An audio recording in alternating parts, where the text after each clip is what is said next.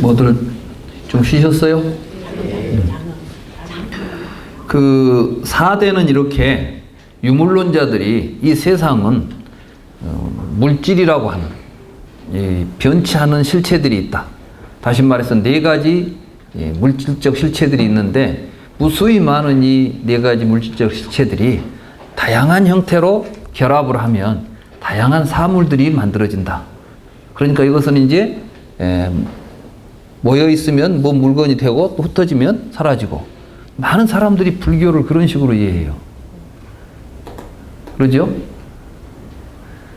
이게 이제 아비달마 때문에 그런 거예요. 아비달마에서 이 다르마들이 아까 우리 아공 법유 이야기했죠. 이 컵은 없지만 이 컵을 구성하고 있는 이것들은 실체로서 있다. 항상 있다. 이렇게 이야기를 해버렸으니까. 이런 내용들이 지금 불교의 연기설하고 뒤범벅이 돼가지고 이 외도들의 이 요소설하고 불교의 연기설들이 지금 우리들에게는 명확한 그 구별이 안 되고 혼란하게, 뭐 우리 몸이라는 게 4대로 된 거 죽으면 흩어져 버리는 거 이런 식으로 생각하잖아요. 사실은 우리 몸이 4대로 되어 있어서 흩어지고 만다는 이야기를 하려고 하는 게 아니에요. 몸 굉장히 중요합니다. 몸 없으면 마음도 안 일어나요. 그러니까 이 불교에서는 몸을 바르게 보고 몸을 바르게 쓰고 바르게 사는 것을 이야기하는 것이지 몸을 부정적으로 보지 않습니다. 주의하셔야 돼. 그러니까 공부한다고 하면서 나 공부 안 하니까 몸뚱아리나 돌보지도 않고 막 깨달을 때까지 공부할 거야. 그래 잠도 안 자고 막 앉아서 다리에 병이 나고 있으면 이건 미련한 짓이에요. 이건 공부가 아니에요. 이것은 불교 공부하는 법이 아니야. 불교 공부는 어떻게 해야 되냐? 첫째는 자기 몸을 건강하게 잘 관리해야만 수행도 할 수가 있는 것이고, 또 수행도 괴롭게 하고 있는 건 수행이 아니라니까요. 수행을 하는 과정이 행복해야 돼. 나는 수행하고 불교 공부하고 수행을 시작하면서부터 인생이 바꿔졌어. 나는 왜 이렇게 좋은지 몰라. 기뻐. 이렇게 해야지. 참고 있다가 언젠가는 되겠지. 이런 건 불교는 고진감래가 아닙니다. 고진감래가 아니라 고멸, 고를 멸하는 것이지, 고가 괴로움을 견디면서 그놈이 없어질 때까지 견디고 있는 게 아니에요. 자, 그럼 그렇고. 그럼 계란 무엇이냐? 이 계라는 것은 유유상종하는 것을 계라 한다 그랬어요. 그러니까 이 계는 본래 이제 이 말 자체가 이렇게 경계를 가르는 것을 보고 계라고 그래요. 그러니까 옛날 저 우파니샤드나 이런 그 고대 인도 문헌에 보면 이 세상은 3계로 되어 있다 그랬어요. 불교에서 말하는 3계하고 저 브라만교에서 말하는 3계는 좀 틀려요. 왜냐하면 저 하늘에가 천계가 있고 공계가 있고 지계가 있다.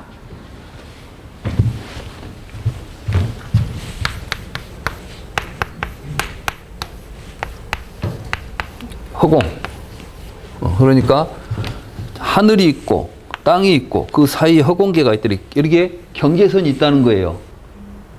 그래서 인도 철학에서 어떤 이야기가 나오냐면 여기서 허공을 타고 올라가서 천상에 이른다는 말을 하는 거예요. 이게 이제 천개념이에요. 그러니까 불교적으로 말하면 이 땅에서 하늘에까지 이르도록 높은 산이 있어. 이게 수미산이야, 수미산.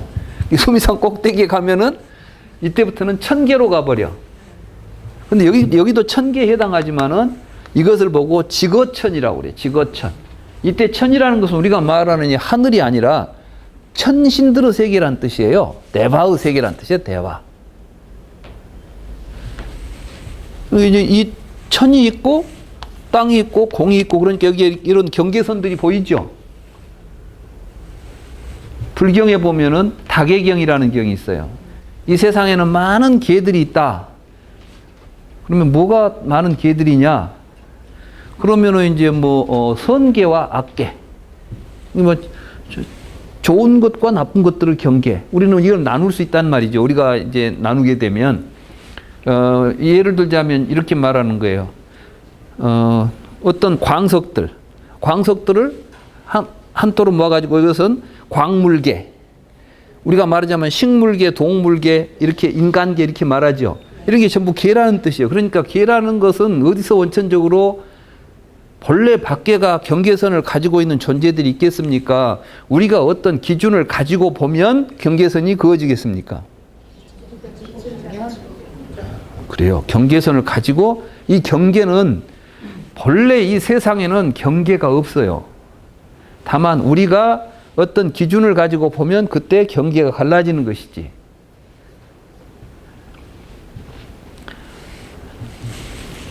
이 세상을 크게 둘로 나누면 동물계와 식물계로 나눠져요.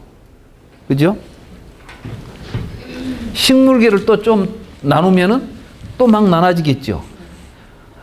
나무를 또 풀나무 뭐 이렇게 있네요. 나무를 또 전부 나누면 침엽수, 뭐 활엽수 이렇게 나누겠지. 침엽수를 또 나누면 소나무, 전나무 나눠지겠지. 이렇게 전부 계라는 이야기를 하는 거예요. 계. 그러니까 지금 여기서 사대는 내 계라오 이렇게 말해버린 것은 뭐냐면 밖에 있는 객관적 실체로서 변치 않는 존재가 아니라 우리가 일정한 기준을 가지고 경계를 그어서 인식하는 대상들이라오 이런 뜻이에요. 여기서 이제 그 구차적인 설명이 없이 계라고 말하니까 우리들이 지금 무슨 말인지 이해가 잘 안 되죠? 그러면 그래서 다시 또 이제 계에 대한 설명을 하고 있어요, 여기서. 존자들이여 지계란 어떤 것인가? 우리가 이 지라고 하는 경계선을 가지고 그 안에 범주로 이렇게 해놓은 것들은 우리 몸 안에도 있고 몸 밖에도 이런 것들이 있다 이 말이에요. 존자들이 어떤 것이 우리 몸 안에 있는 지계인가? 그것은 우리 각자의 안에 있는 단단한 상태를 취한 것이요. 그러니까 이때 지계라는 것은 뭐냐면 단단한 상태로 우리에게 보이는 것들은 전부 지계라고 우리가 이름을 붙이는 거예요. 지계에 속한다. 그러니까 이제 요 선이 계예요, 계. 그러니까 이 계 속에 들어간다 이 말이에요. 그러면 우리 몸을 우리가 네 가지로 우리 몸 구성을 네 가지로 나누어 본다는 말이에요. 4대로 됐다는 말은 네 가지 요소가 결합됐다는 것이 아니라 우리가 우리 몸을 한번 관찰해 봅시다. 우리 몸을 관찰해 보면 우리에게는 단단한 것을 취한 것으로 느껴지는 것들이 있죠. 이런 것이 뭐예요? 구체적으로 지게. 요 안에가 뭐가 들어가냐면은 머리카락, 털, 손톱, 이빨, 피부, 살, 힘줄, 뼈, 골수, 콩판, 염통, 간, 늑박, 늑장, 늑막, 비장, 뭐 우리 몸에 있는 오장, 육부, 똥 이런 건 전부가 다 요게 지계에 속한다. 이렇게 말하는 거예요. 사실은 4대로 만들어졌다. 그러려면 뭐냐면은 콩팥도 지수화풍 4대로 만들어진 거 아니요? 근데 콩팥은 지계에 속한다니까 4대로 만들어진 것으로 이야기되는 것이 아니라 여기서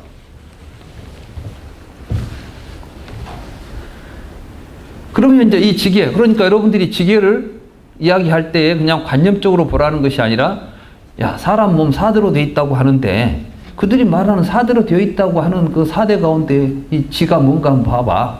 그럼 우리 몸에 있는 거, 우리 몸의 피부 이런 거 우리가 지금 지라고 부르잖아. 이런 거예요. 그러니까 실은 자기를 통찰해 보라는 거죠. 자기 몸을. 근데 몸을 안팎으로 다 보면 뭐가 있어요? 바깥에는 피부도 있고 털도 있고 속 안에는 오장육부가 있고 똥 들어 있잖아. 이렇게 봐라 그 말이에요. 그러니까 그 별것도 아니에요. 이것은 지계에 속하는 이 부분들을 보라는 거예요. 그러고 나서 이제 지계를 한번 통찰해 보라는 거예요. 과연 이 몸이 나라고 부를 만한 근거가 있는 것들인가? 여러분들은 지금 이 몸을 관념적으로 보니까 내 몸은 늙어서 죽을 때까지 내 몸이잖아. 이 몸이 하나 있다고 보지 않았어요. 근데 이제 지금 여기서 그거 우리가 4대로 되어 있다고 하지 않더냐. 이제 일반적인 속설을 이야기하고. 근데 그 4대라는 게 뭐지? 알고 보면 그건 지수화풍 4가지 이런 같은 범주들끼리 모아놓은 것에 지나지 않는 건데 그 속에 보면 우리 몸 안에는 이런 것들이 지계에 속해 있지 않느냐 이렇게 이제 부르는 거예요. 그럼 지계를 한번 보자. 그러면 안에 있는 지계와 밖에 있는 지계, 이들 지계에 대하여, 그러니까 이걸 가지고 이것은 나의 소유가 아니고 이것은 내가 아니고 이것은 나의 자아가 아니다라고 이와 같이 이것을 있는 그대로 통찰지로 통찰해야 한다.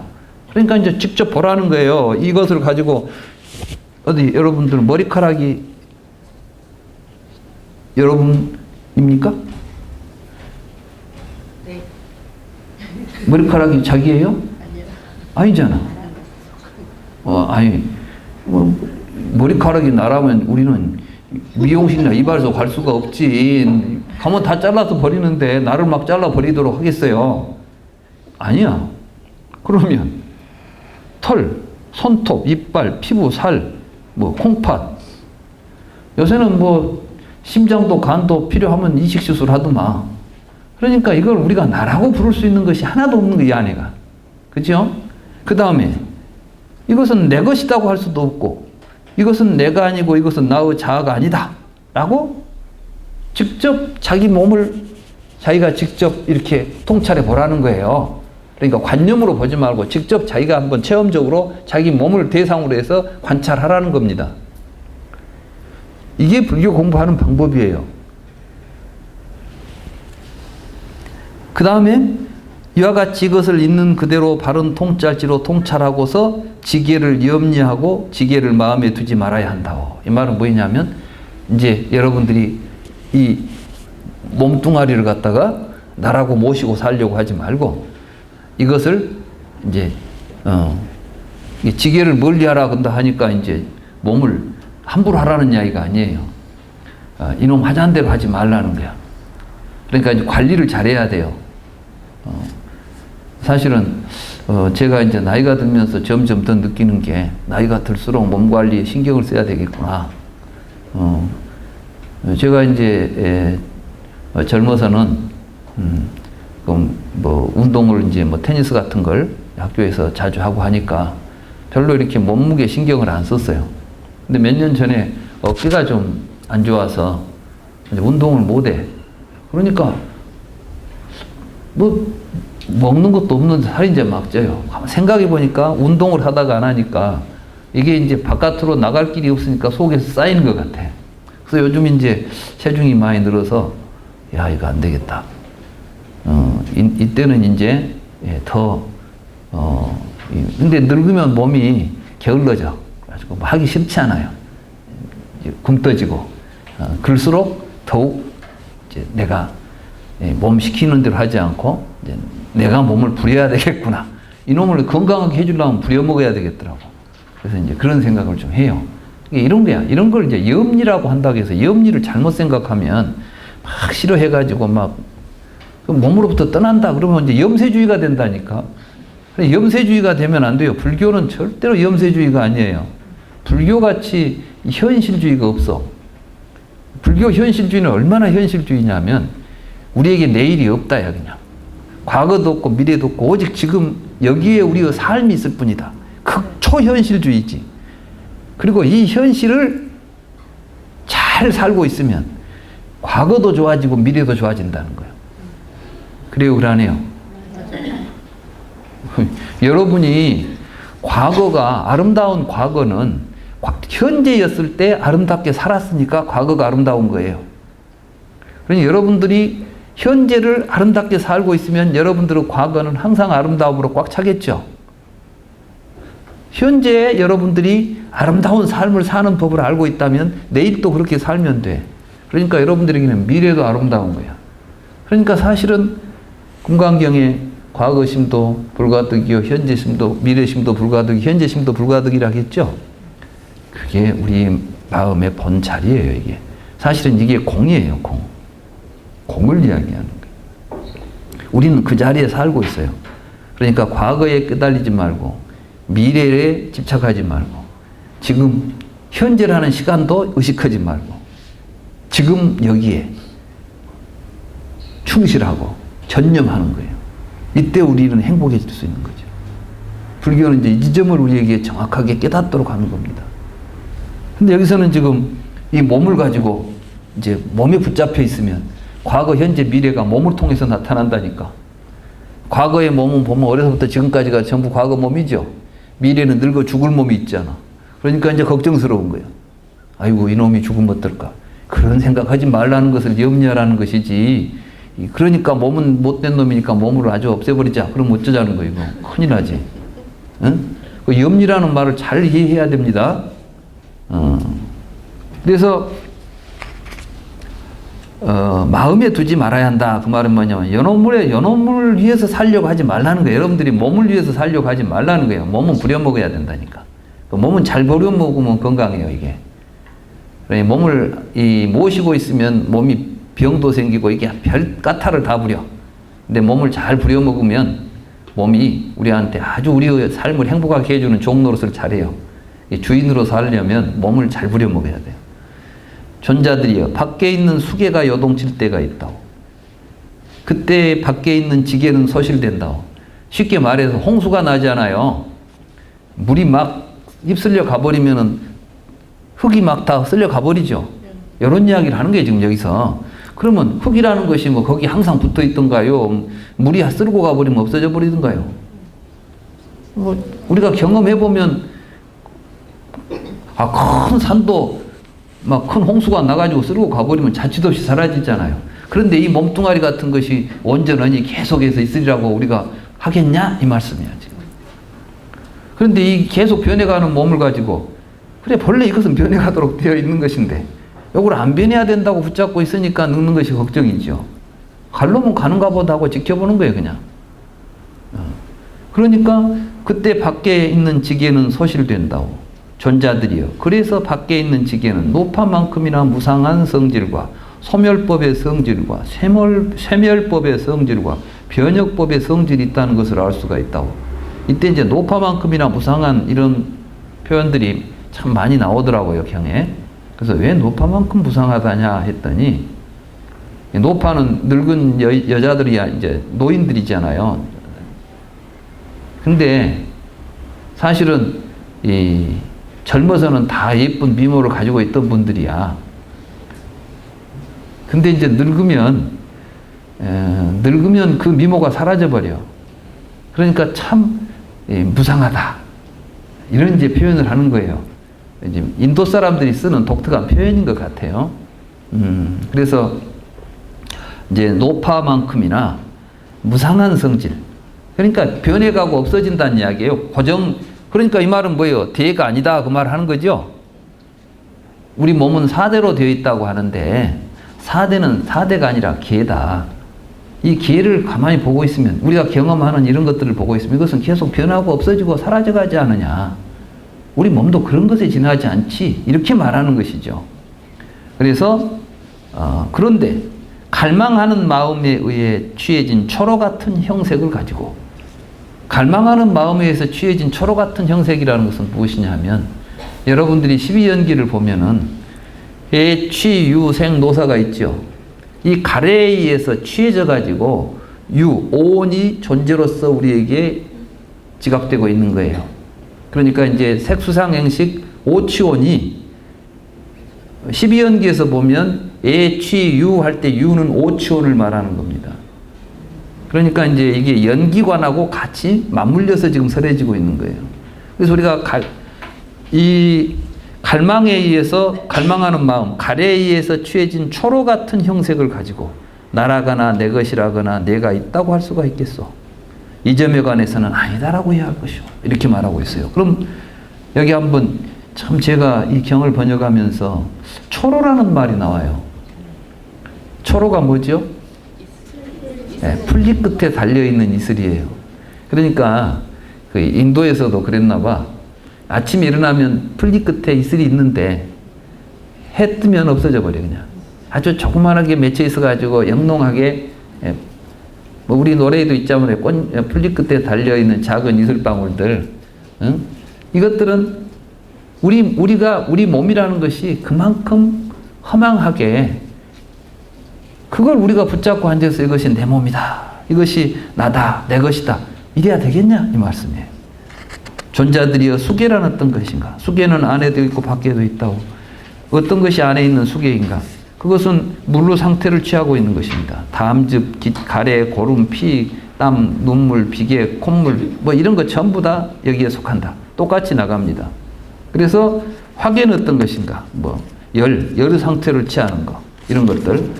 풍은 어떤 것인가? 풍은 각자 안에 있는 바람과 바람의 상태를 취한 것이다. 이것은 뭐 위로 올라가는 바람, 아래로 내려가는 바람. 이게 뭐냐면은 여러분들이 위로 올라가는 바람 뭐예요? 호흡을 내쉬면 들이쉬고 내쉬고 막 이런 것들을 이야기하는 거예요. 또 뭐 이게 뭐 자궁 안에 있는 바람, 뱃속에 있는 바람, 사지를 돌아다니는 바람, 날숨, 들숨 그밖에 어떤 것이든 자기 안에 있는 각 바람과 바람의 상태를 취한 것이요. 존자들이 이것을 풍계라고 부르는 것이요. 이것도 이제 다 결국은 마찬가지다는 거예요. 그래서 이렇게 이제 관찰한 다음에 여기 36쪽으로 가봅시다.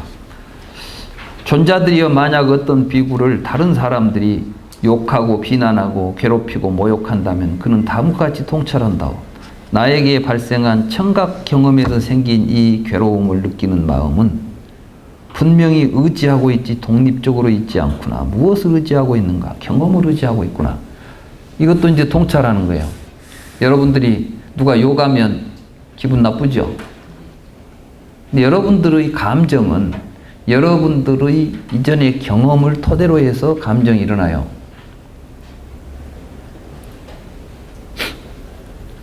이런 것들이 이제 통찰해 보면 알아요. 우리는 마치 밖에 그것이 있어서 내가 그것을 보면은 기분이 나쁘다 이렇게 생각하죠. 이쁘고 밉고 좋고 나쁜 게 밖에 있다고 생각하지 않아요. 근데 여러분의 경험에 의해서 사실은 그 감정들이 일어나는 거예요. 그러니까 이제 여러분들이 감정을 다스릴 때 만약에 괴로움을 주는 요인이 밖에 있다고 한다면 내가 괴롭지 않으려면 어떻게 해야 되겠어요? 안 보든지 아니면 그놈을 없애든지. 대부분 사람들이 없애려고 해요. 그러니까 이제 죽여서 없애거나 어디다 하여간 없애불라. 내 이제 대상 자체를 없애려고 한다고. 그런데 그것은 어떤 나의 경험에 의해서 이런 연기하고 있는 것이라는 것을 알게 된다면 이제는 내가 그것을 다른 눈으로 보려고 할 수 있어요. 그러니까 그걸로 인해서 일어나는 우리의 감정이 어떻게 일어나고 있는가를 스스로 통찰해 본다면 관념적인 그 인식으로부터 일어나는 여러분들의 감정이 변화할 수 있다는 것이에요.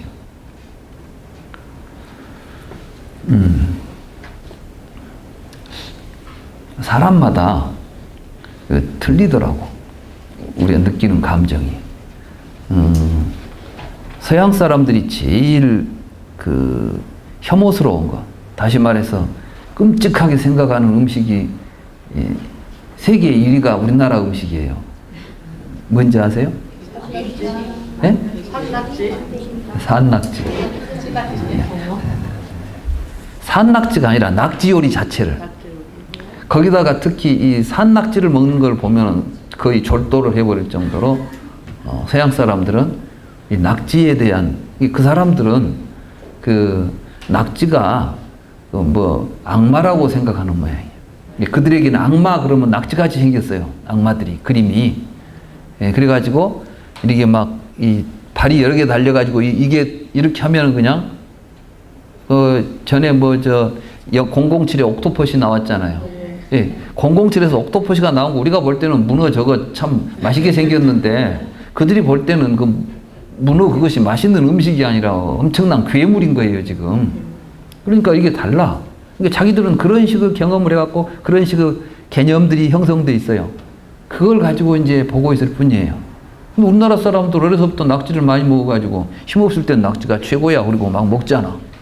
거기다 또 산낙지를 먹는데 막 이 낙지 발이 막 이렇게 한번 막 뜯어가지고 먹잖아. 그러니까 아예 그냥 그걸 보는 순간 이 사람들은 아예 그냥 혼비백산을 하는 겁니다.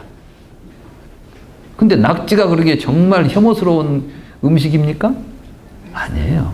여러분들은 어디 가서 군뱅이 막 먹는 거 보면 혐오스럽잖아요. 그 사람들은 굉장히 맛있게 먹어. 그 사람들에게는 이거는 주식이고 뭐 단백질 보충하는, 그러니까 일부러가 큰 통나무 같은데 그거 나오면 막 뭐 좋아하는 사람한테 먹이고 그러잖아. 우리는 그거 보면 막 징그럽잖아요. 왜 그래? 우리가 갖고 있는 경험들이 그런 혐오감들을 일으키고 있는 것 뿐이에요. 사실은 이렇게 생각하면 우리가 세상을 보면서 막 좋다 나쁘다 이 분별이 다 허망하다는 것을 알 수 있다 이거예요.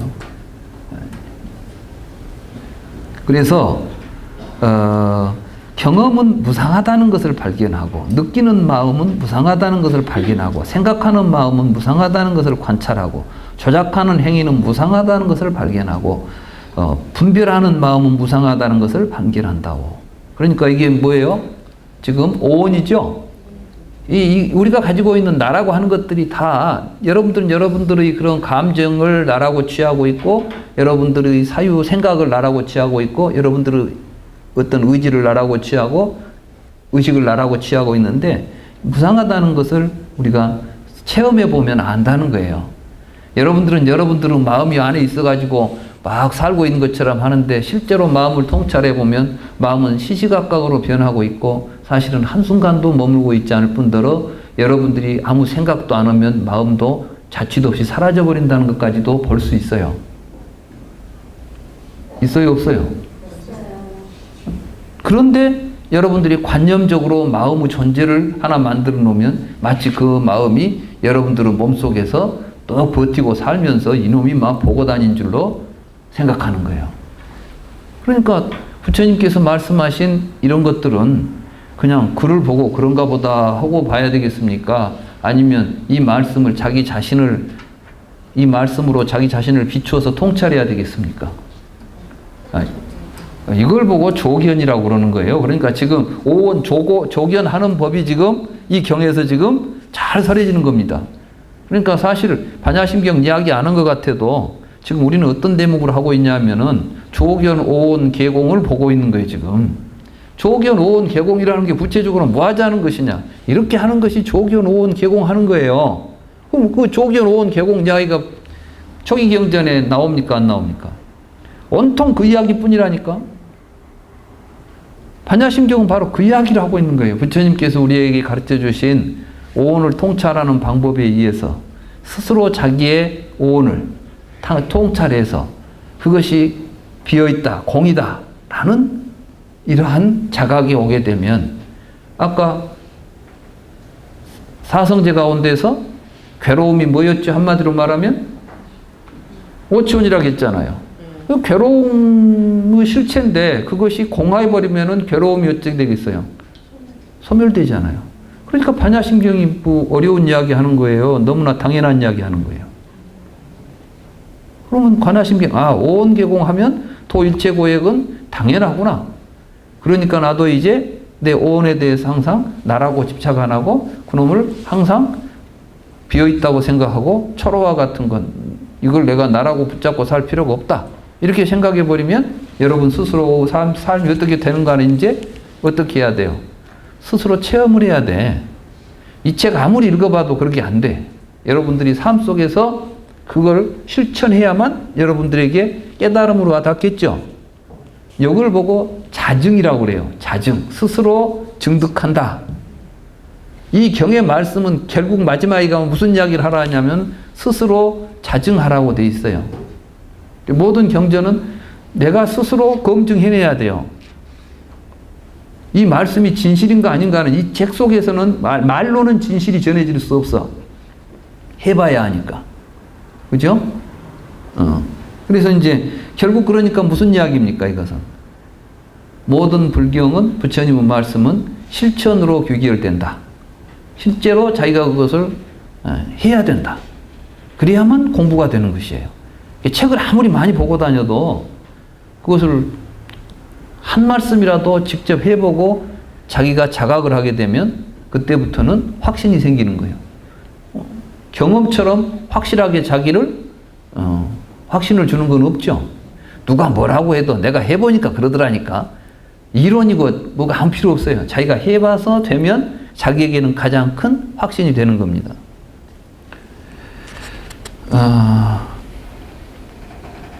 그래서 이제 보십시오. 그래서 마음이 그 통찰의 대상이 되는 계에 도약하여, 그러니까 통찰의 대상이 되는 계가 뭐였죠 아까? 지수, 화, 풍 이런 계였잖아요. 이런 계에 도약하여 확신을 가지고 확고하게 머물면서 몰입한다오. 비구들이여 만약에 다른 사람들이 불쾌하고 기분 나쁘고 마음에 들지 않게 그 비구에게 손찌검, 흙덩어리 팔매질, 몽둥이질, 칼질을 하면 그는 다음과 같이 통찰한다오. 지금 이 몸은 손찌검을 당하고 흙덩어리 팔매질을 당하고 몽둥이질을 당하고 칼질을 당하고 있구나. 이 말은 무엇이냐면 여러분들은 누가 여러분들한테 가해를 하면 이놈이 나를 때려 이렇게 이제 하잖아요. 그러면 그때 나는 지금 이 몸은 누구예요? 여러분들은 몸을 나라고 보고 있는 거예요. 근데 지금 아까 통찰해보니까 나예요 아니에요 몸이. 몸은 나도 아니고 내 것도 아니고 내 소유도 아니고 이런 초로 같은 것을 나라고 생각하고 있는 것이 잘못이었구나 이렇게 봤다면 여러분들이 누가 이제 여러분들은 몸에 대해서 가해를 하면 그냥 마치 누가 벽에다가 돌팔매질 하는 것처럼 이제 지켜보라는 거예요. 이게 윗바사나예요.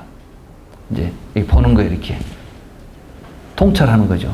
굉장히 객관적으로 보는 거예요. 그러면서 지금 이 몸은 손찌검을 당하고 있구나. 그래서 이제 나는 물러서지 않고 힘써 정진하겠다. 정신을 똑바로 차리고 주의 집중에 전념하겠다. 그러면서 이제 뭐 왜 나를 때려 하고 이렇게 막 하는 것이 아니라 그냥 이 몸이 또 뭔가 이제 돌팔매질을 잘하고 있을 때 당하고 있을 때는 뭔가 있으니까 당하겠지. 그래서 저들이 이래서 하는구나 이런 걸 이제 정확하게 보고 말하자면 그것 때문에 화를 낸다거나 또 가해를 하려고 하는 악심을 일으킨다거나 하지 않는 것을 이제 이야기하는 거예요. 불교 수행하는 사람들은. 그래서 어떤 일이 있어도 불교를 수행하는 사람들은 혹시 다른 사람이 내 몸을 칼로 또는 톱으로 자르더라도 거기에 대해서 절대로 악심을 일으키면 안 된다. 부처님 제자는 이렇게 해야 된다. 이런 게 이제 불경에 나오는 거예요. 부처님 말씀이 이제 그런 거예요. 이게 바로 이제 무하고 체험 아비자나티 하는 사람의 삶이라는 거예요. 그래서 나는 물러서지 않고 이런 힘써 정진하겠다. 정신을 똑바로 차리고 주의 집중에 전념하겠다. 이게 사념처예요. 사념처. 주의 집중이. 몸은 가볍고 편안하게 하고 마음은 집중하여 삼매에 머물겠다. 이제 마음 내키는 대로 이 몸에 손찌검하고 흙덩어리를 던지고 몽둥이질을 하고 칼질을 하도록 내버려 두자. 이것이 부처님들의 가르침이다. 그러니까 누가 내 몸에 어떻게 하더라도 그냥 그 나무 몸에 나무 살덩어리다 하는 것처럼 이렇게 평정심을 잃지 말라는 겁니다.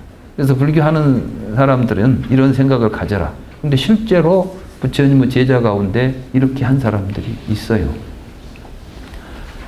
부르나라고 하는 그 부처님 제자가 이제 그 다른 이교도들이 사는 동네로 이제 가서 그들을 교화하겠다고 합니다. 그러니까 부처님께서 너는 그 동네 가면 그 사람들이 너를 막 욕할 텐데, 그러니까 욕하면 뭐 어쩌습니까? 때리지 않은 것도 다행이다고 생각하고 가랍니다. 누군 때린다더라. 그러니까 아이고 때려도 뭐 죽이지 않는 걸 다행으로 생각하고 가겠습니다. 죽인다더라. 아이고 죽이면 이렇게 하는 게 내 몸 하나 던져서 그들을 위해서 내가 가는데 그 사람이 지금 거리 갈 때 누구를 위해서 가요?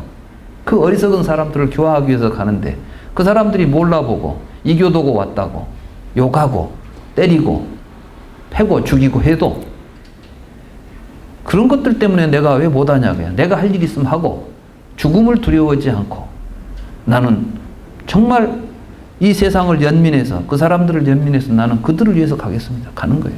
갔습니다. 그래가지고 그들을 교화했는데 결국은 이제 살해를 당하죠. 근데 그래서 이제 불교에서는 그 최초의 부처님 제자 가운데 이제 순교한 사람으로 치는데 이 사람은 순교를 하는 것이 막 가서 억지소리를 하는 것이 아니라 그들을 교화하고 그러면서 그러니까 우리의 삶은 죽음 앞에 두려움 없이 해야 할 일 바르게 하고 살아가는 가운데 이게 이제 부처님이 우리에게 보여준 길이에요.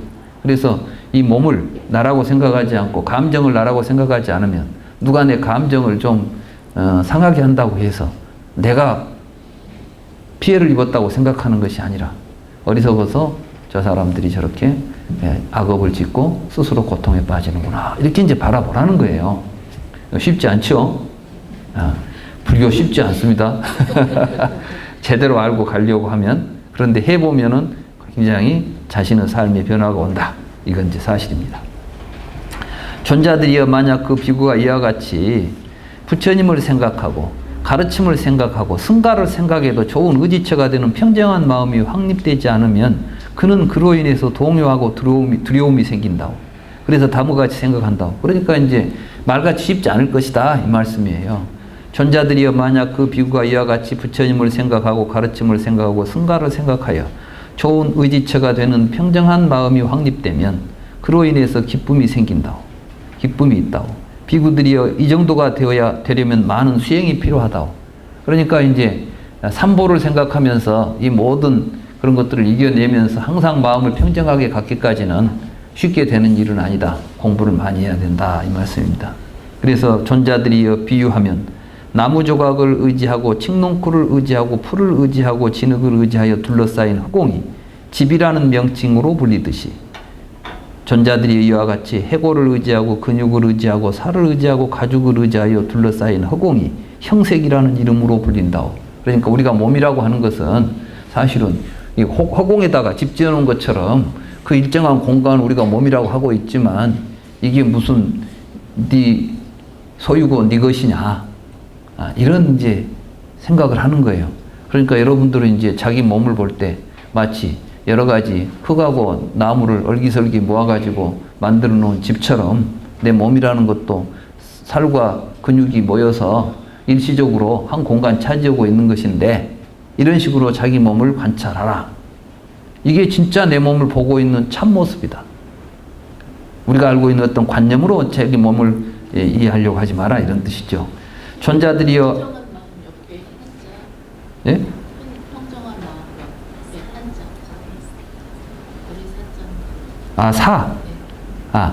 이 사라는 것은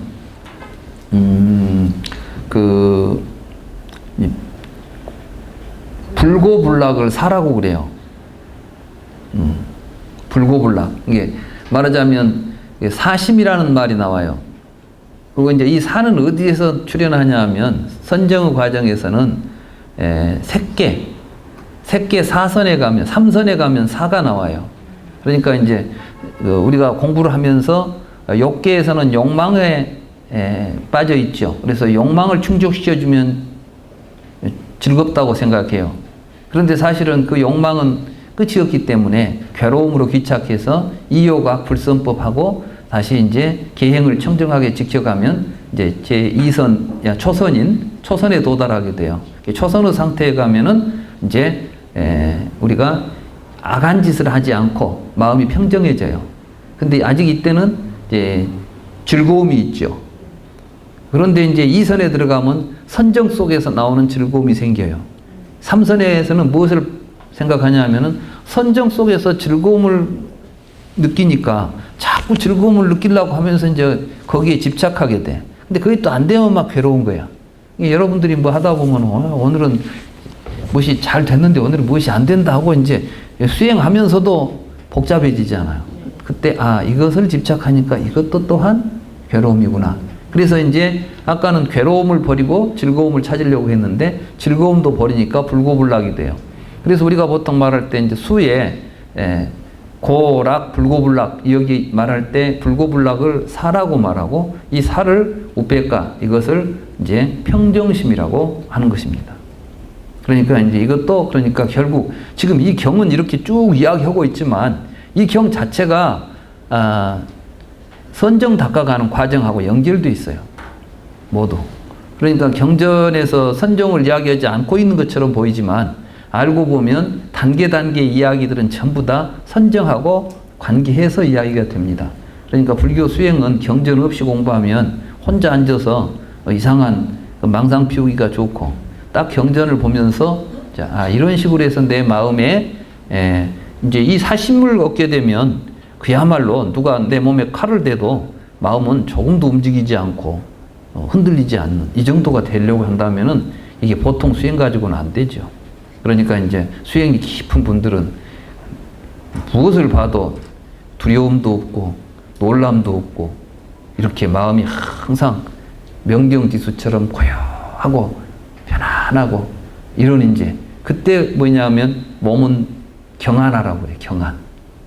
경안이라는 것은 가볍고 몸이 가볍고 편안해야 돼. 그래서 이제 공부하는 사람들은 몸이 가볍고 편안하고 그 다음에 마음은 이렇게 선정에 들어가야 돼. 그래서 이제 아까 그 이야기 나왔죠.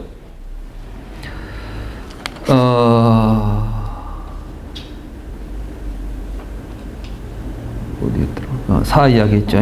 그래 우리가 항상 우리 몸을 그렇게 봐야 돼요. 존자들이여 안에 손상을 입지 않은 시각 기능이 있어도 밖에 형색들이 시야에 들어오지 않고 적절하게 집중하지 않으면 그 결과 적절한 분별하는 마음의 영역은 결코 나타나지 않는다오. 그러니까 이게 이제 내가 분별하는 마음의 영역은 뭘 번역했냐면은 위냐나 바가라는 말을 이제 했어요. 우리 식이라는 거 있죠. 식. 우리는 마치 아내가 식이 있어가지고 밖에 있는 대상을 본다고 생각하는데 그게 아니라 식은 우리들의 손상을 입지 않은 그러니까 이 장님들은 안식이 일어나겠어요? 안 일어나겠어요? 안 일어나죠. 귀머거리들은 이식이 안 일어나겠죠. 그렇죠. 그런데 또 만약에 내가 시각 기능이 있어도 밖에 뭐가 대상이 없으면 안 일어나겠죠. 그러니까 우리 안에 일어나고 있는 마음은 사실은 연기하고 있어요. 조건이 갖추어질 때 나오지. 거기다가 또 여러분들이 집중 안 하면은 안 생겨. 내가 이 강의하고 있어도 집중할 때만 여러분들은 그걸 인식하지 딴 생각하고 있으면 내 강의 들리도 않고 보이지도 않아요. 그러니까 강의 끝나고 나면 뭐 이 교수가 그때 그 말 했어? 분명히 했어. 근데 자기는 그때 집중을 안 해가지고 못 들어버려. 그러면 나는 못 들었다 그러는 거야. 이게 우리들의 인식의 구조예요. 그러니까 그걸 보라는 거예요. 인식을. 우리는 인식이 있어가지고 의식이 있어가지고 인식한다. 이 관념이에요. 근데 사실은 관념을 그 생각을 제대로 체험적으로 우리가 여러분들이 통찰하게 되면 우리들의 의식이라는 건 반드시 내가 건강한 시각 기능을 갖추고 있고 밖에 거기에 적절한 대상이 주어지고 거기에도 내가 또 어떤 집중이 일어날 때만 나타나는구나 라고 볼 수 있죠. 어렵지 않죠. 여러분들이 요거는 뭐 이론을 따져서 하려면 어렵지만 여러분들이 직접 여러분 자신을 이렇게 살펴보면은 뻔히 하고 있는 짓을 지금 이야기하는 여러분들이 지금 하고 있는 이야기를 하는 거예요. 근데 여러분 그러니까 이런지를 모르고 살았지. 그렇죠? 네. 이게 깨달음이에요. 내가 지금까지 이걸 몰랐구나.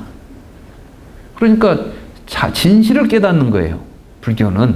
그러지 뭐 새로운 것을 깨닫는 게 아니라 뻔히 우리가 살고 있는 삶 속에서 우리는 그 삶의 진실을 모르고 살고 있었을 뿐이죠. 그건 누구나 마찬가지야. 그걸 다 같이 깨닫도록 해주는 것이 불교예요. 존자들이여 안에 손상을 입지 않은 시각 기능이 있고 밖에 형색들이 시야에 들어와도 적절하게 집중하지 않으면 그러니까 이 세 가지가 다 같이 되어야만 식이 나타난다.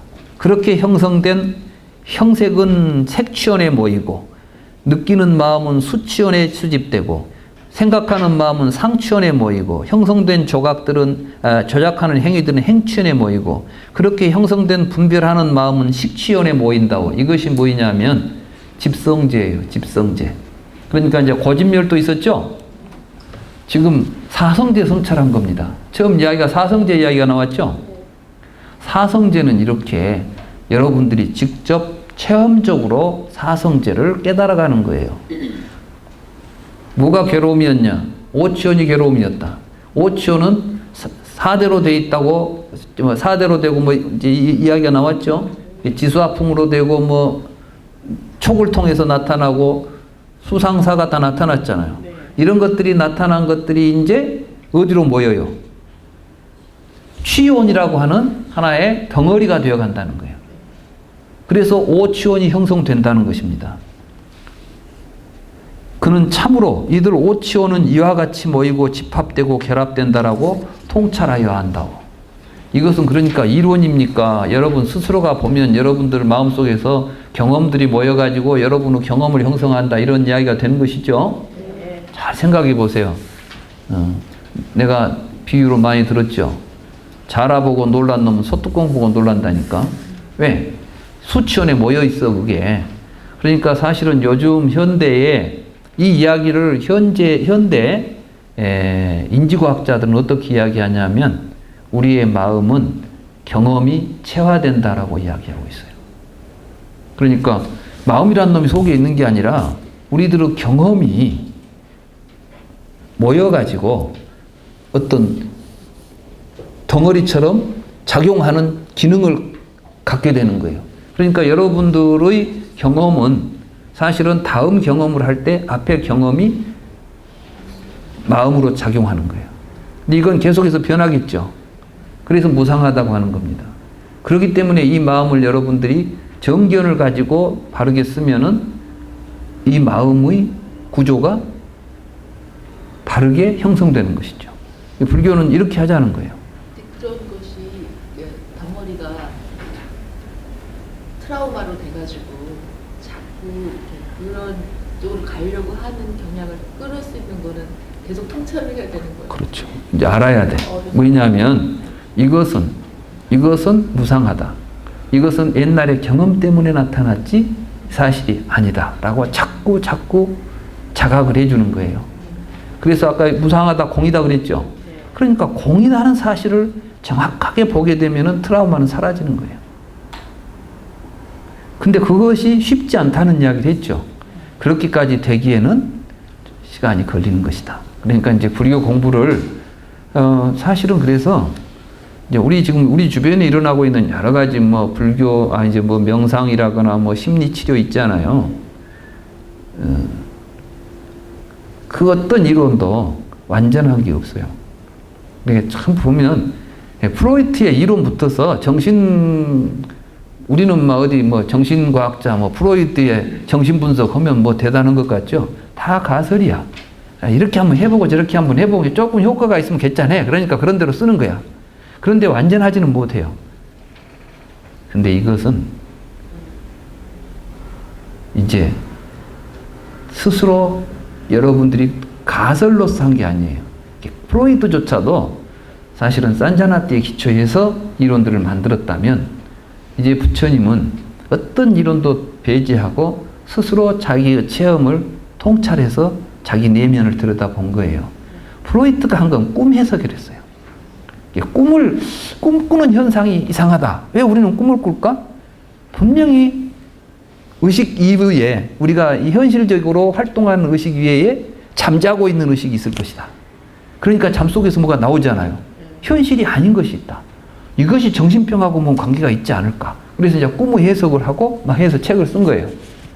그러나 이제 그건 하나의 과정이었다면 부처님은 꿈만 꿈이 아니라 지금 우리가 살고 있는 이 삶 자체가 저 꿈과 다를 바 없는 구조를 가지고 있다.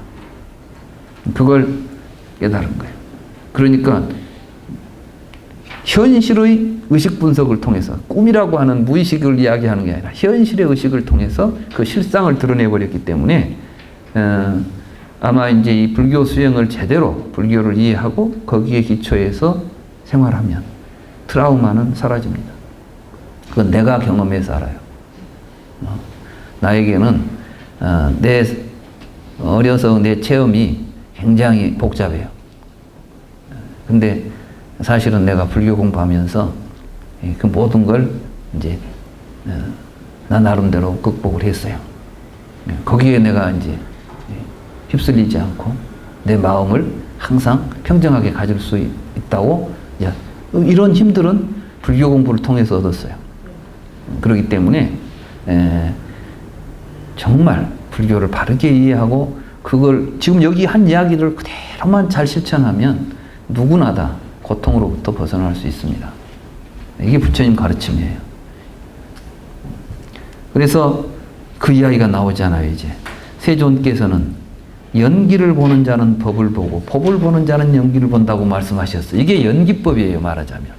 그러니까 모든 것이 조건에 의해서 나타나고 있잖아요. 조건을 달리해주면 된다니까. 트라우마도 조건에 의해서 형성됐으니까 이제 우리가 새로운 조건을 가져주면 그 트라우마가 사라지는 조건도 있단 말이에요. 트라우마가 만들어지는 조건도 있고 트라우마가 사라지는 조건도 있는 것이에요. 그것이 바로 연기의 유전문과 환멸문인 것이에요. 유전문에 보면 생로병사가 일어나죠. 생로병사가 일어났던 것은 무엇 때문이에요? 바로 무명으로부터 이런 것들이 집기했기 때문에, 모였기 때문에 나타났다면 환멸문이 있잖아요. 이걸 없애는 문이 있다 이거야. 무엇으로? 정견을 통해서 팔정도예요. 그러니까 팔정도는 그 부처님은 내 가르침은 팔정도다 그랬어요. 그 팔정도는 그냥 단순히 바르게 살자가 아니에요.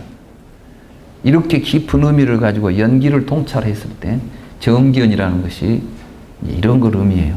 우리가 지금 공부하는 것은 다 정견을 얻기 위한 것입니다. 이 정견을 가지고 말하고 행동하고 살아가는 삶 속에 모든 것이 해결됩니다. 나는 뭘 더 우려하냐 하면 마치 이 팔정도라는 가장 일반적이고 우리가 누구나 다 살 수 있는 바른 길을 놔두고 불교 수행이 따로 있는 것처럼 그래가지고 명상센터에 가서 뭘 해야만 뭐가 수행이 되는 것처럼 이건 아주 잘못되어 있어요. 사실은 이 정견을 바르게 가르치고 그 정견에 의해서 살아가는 삶의 방법을 배우는 것이 불교고 우리가 만약에 명상센터를 한다 하더라도 명상센터에서 하는 일은 바로 이렇게 집중해서 부처님 경전을 공부하고 그 경전을 스스로 삶 속에서 체험해 나갈 수 있는 현장으로 이게 이루어져야지 막 몇 시간씩 앉아서 막 참선하고 잠도 안 자고 뭘 하고 있으면 뭐가 될 것이다. 저도 철야정림도 해보고 해봤는데 그것이 그렇게 큰 효과가 있는 건 아니에요. 중요한 것은 바른 이해, 정견을 갖추고 우리들 일상적인 삶 속에서 그 정견으로 정견에 맞추어서 생활하는 것.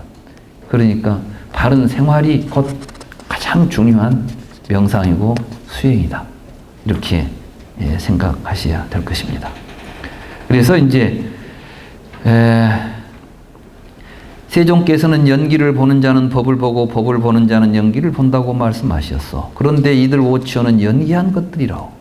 이들 오천에 대하여 욕망, 애착, 호의, 탐닉이 있는 것이 고집이며 이들 오천에 대하여 욕탐을 억제하고 욕탐을 제거하는 것이 고멸이라오. 비구들이 존자들이여 비구가 이 정도가 되려면 많은 수행이 필요하다오. 이렇게 이제 경이 맺고 있어요. 그러니까 결국 불교 공부는 오치원 이야기를 하는 겁니다.